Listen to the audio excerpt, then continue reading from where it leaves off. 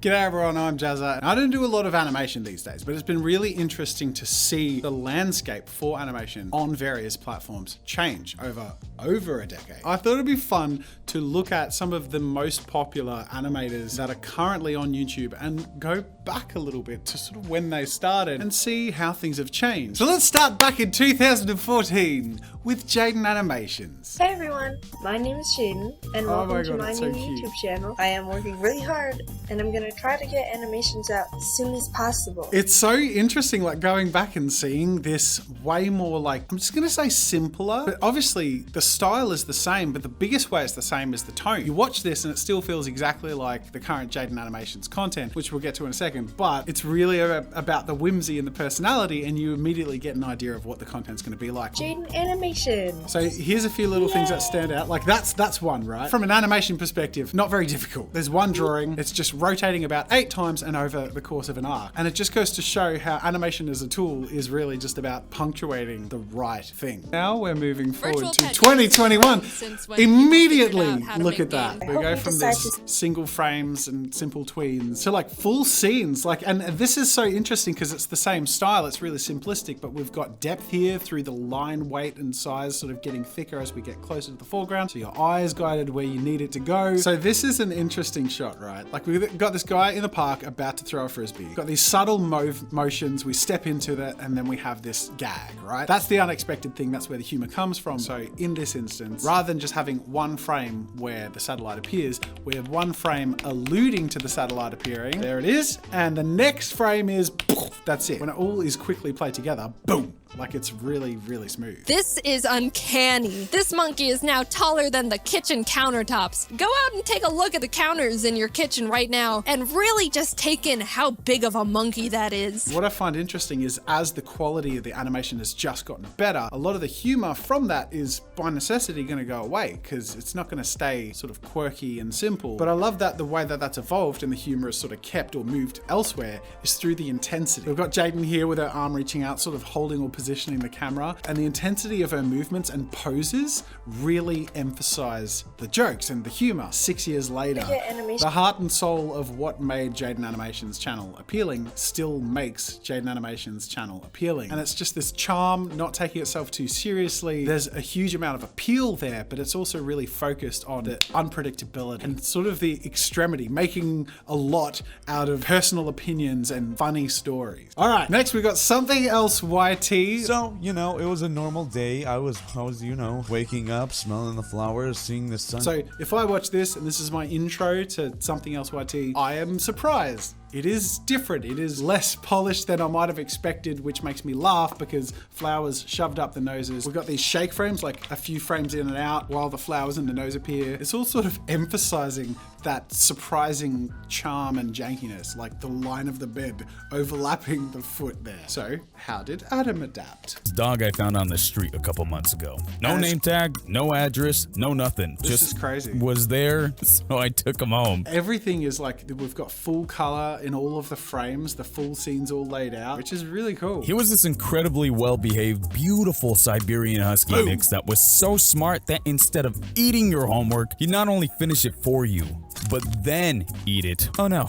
It's so high quality. Like looking at this, if I just go frame by frame through this, you can see the subtle changes, even looking at the eyes and the edges of the lines around his skin. It's being really subtly softened and sort of reshaped. It gives the whole thing a living, breathing dynamic. Oh my God! We have to frame by frame this one. Really dynamic. Look at that squash and stretch. The release, the pose sort of scrunches up and then slams down. Oh, I love that. It's so cool. And that's a transition shot, which takes us away to the next frame. Adam, well done. What a triumphant rise from this to this. Like, oh my God. All right, James, the odd one out in the mix because his name is The Odd One's Out on YouTube. But I wrote a story that had the title of I Do Not Like This Family. I don't know for sure but I bet this title made my teacher very worried. This is so fascinating to me because it's basically a comic. Like, there is very little animation, and the humor then, therefore, absolutely comes from the story. So let's see how in 2021 James's style is different. Is it super animation heavy, or does it still really lean on the comic book-esque, that sort of the frames of the story? Whether it's conspiracy theories or horoscopes, I love watching people pour their heart into something they genuinely believe in, only for me to go, I disagree. It's a lot better. Like, visually, there's so much more happening. Look at these gorgeous scenes, the amount of peripheral characters. Most interesting to me, though, is it really still is like panels of a comic. Each is a self-contained image. There's not a lot of transitions. It really is about telling that story, and it still is through these scenes that are presented one after the other. I unfortunately fell down a rabbit hole and discovered a community of mostly kids on a phone application called TikTok doing something called reality shifting. This, by the way, is not a small community of like 20 people. It's a pretty clear story, right? That takes you on this journey, but it's almost like the visuals of that story being told are constantly so amplified or quirky in a way that is a joke against what he's saying, or is just a joke in and of itself, that your brain has so much more to think about in order to both keep up and get what you're seeing, and then think, oh, and then you realize, that's funny. Then you get the next load of interesting visuals to sort of soak in. But then you're somewhere completely different. This is part of the same story. Do you know what? Here's an experiment. We're going to listen to the Odd Ones Out story, and then we're going to watch it. And I think this will emphasize my point. You say that Schrodinger's cat is both alive and dead, but cats have 9 lives, so are 4.5 cats dead? How is a cat half dead? Either way, someone supposedly very smart has said that every decision you've ever made has caused the universe to copy itself and create a new reality where you made the different decision. Now I'm going to mute it and we're going to watch it, knowing what he says. So we're talking about Schrodinger's cat. Is the cat both alive and dead? The visuals of what is happening are constantly moving and unpredictable. Like, you wouldn't naturally pair what you just listened to with what you're watching, and we've gone from the bathroom to Schrodinger's cat in a lab to that to this to it just keeps moving from one place to another, and there's so much squishiness and intensity and humor. It's really fun. All right, Domic's time. I'd be talking to my friend and he'd be like, dude, how do you spell Charizard again? And I'd be like, are you dumb? It's Chariz. And he'd cut me off right there. Z? What are you, American? It's Z, stupid. So fast forward 9 years. I frequently insert the fact that I went to architecture school. And just look how refined to the point that that it's probably boastful. It's so polished. Oh, I get it. So it's like trying to reach the 8-minute mark in a YouTube video so it can qualify for mid-roll ads. Oh, no. It's not like that.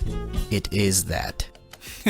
Again, all the gags are sort of different, but there is this constancy of moving the visual, which animation gives the power to do and a lot of other mediums don't have, to be able to switch from different visuals to one another with huge intensities, and it's just really cool. All right, Swoozy time, 2013. My senior year, we had this teacher who didn't want to grade any of our tests. After each test, she would tell us to pass it to our neighbor. She would say all the answers out loud, we grade it, and then pass it back. There's a similar style of almost feeling like comic panels, sort of what James does. It's like, we're moving between visuals, but they're so stylistically independent, and Swoozy's early work here is really painterly. So there's not a lot of like physical motion in the characters. There's motion to tell the story, and it's almost, again, like panel by panel. But it's presented almost like a storybook. So it feels more like page by page than a comic strip like the Odd Ones Out. All right, 2020 Swoozy. Look at that difference in style immediately. Like, we've switched to the modern stuff, and look how sharp it is. I know you're like me. You'll be sitting at home playing games, and then somewhere in the house you hear, it's the UPS man, and I yell, Deka, our game's here! So obviously the way Swoozy wanted to tell his stories through the characters. So as a result, over those 5 years, the heads have become huge so that the faces can be expressive, but then the arms have become almost non-existent, almost like stick figure limbs, but actually to their advantage, because then their position is so much clearer because it's just a solid black line with then the hands on the end. So it's simplifying very decisively in certain areas, but amplifying in others.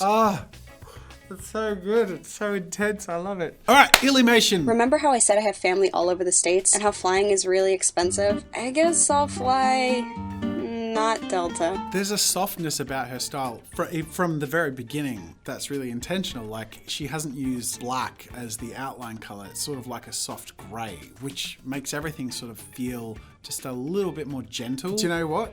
Further to that, when you look at a whole scene full of people, look at that. What stands out?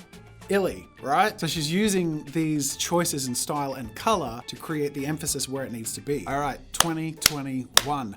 We're not soft anymore. They're not black lines, but they're much darker. Everyone was trading cards on the playground, I mean, wow. arguing over which legendary It's is like a truly the storybook. strongest, then racing home after school. I love the textures though. Every scene has these really cool like patterns and textures throughout it. Oh, Shinx, what a... There's so much more happening visually and it's really cool. It's so appealing. This is the quality of a TV show. Like, this could be on Nickelodeon. There's so much quality here, which is so phenomenal to me, but that is actually where the platform is at. And so to compete with this level of animation, even though Storytime animation is more approachable than the old guard of YouTube animation, still a lot, especially if you want to start now. But my advice would be to start, because you don't know what the next way of telling a story and getting people's attention is going to be. And the reality is, Storytime animation, as we've observed with all of these wonderful people who have gone through various different phases and I'm going to say huge transformations of quality to creating content that holds people's attention, all with such unique styles and with their own evolution and journey that when you subscribe to them, you can just see them improve and improve and improve. Well, that brings me to the end of this video. I hope you have enjoyed some of my observations on some of my favorite animators on YouTube and my peers and the people who I really respect and admire, and I think are huge examples of what you can do if you just